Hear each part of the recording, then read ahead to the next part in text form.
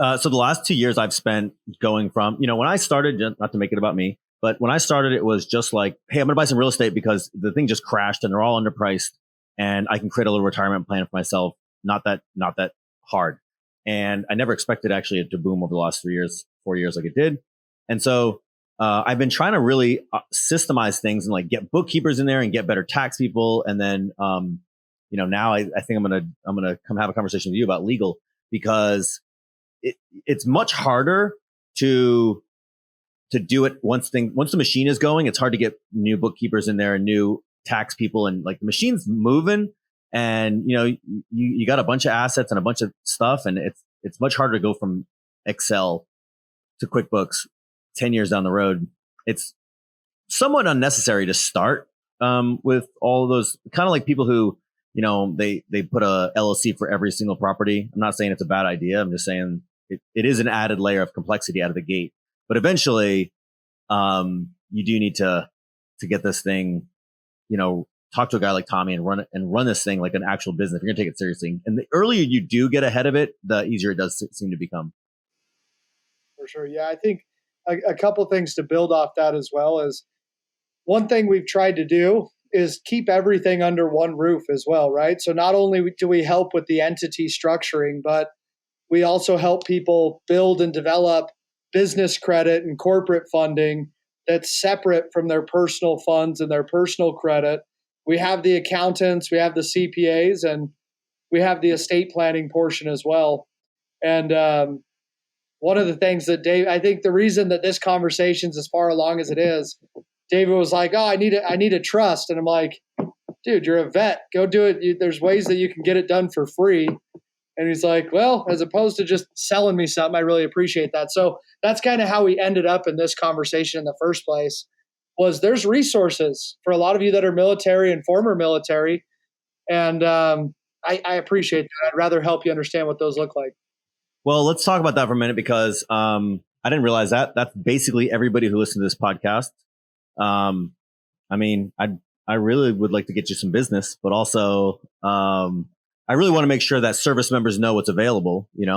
I don't know anything about this, so could you maybe share a little bit?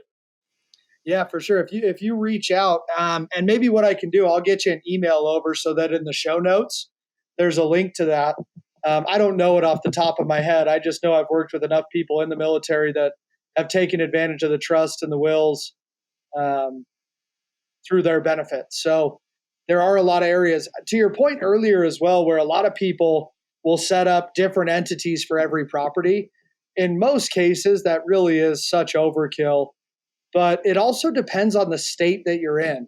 If you're in California, you'd be crazy to do that because they're going to try and charge you for anything and everything you do and every breath that you take. But there's other states that are out there that it may make more sense to give yourself that protection depending on the equity you have in the property. So you have to be the one to make that decision on your risk versus your reward.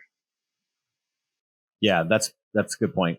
It's like $200 a year for an LLC here in North Carolina. I know in California it's something like 8 times that.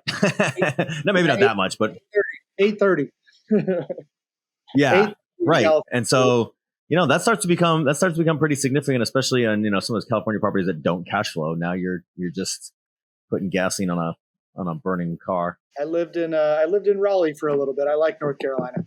In good old Missouri, it costs $50 to start an LLC, and then every year it's $20 plus $1 for every unit that LLC owns.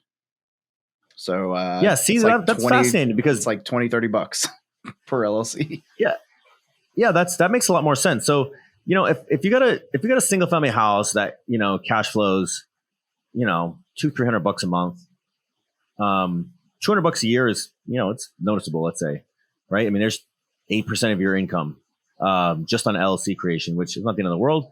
And if you own something long enough, that should increase, especially rents are going bananas. But in Missouri, I'm like, I didn't realize it could get so low. That's pretty appealing, right? Now having an LLC for every property it's the argument against it becomes a lot less valid. So I didn't realize the swings in that cost could be so significant.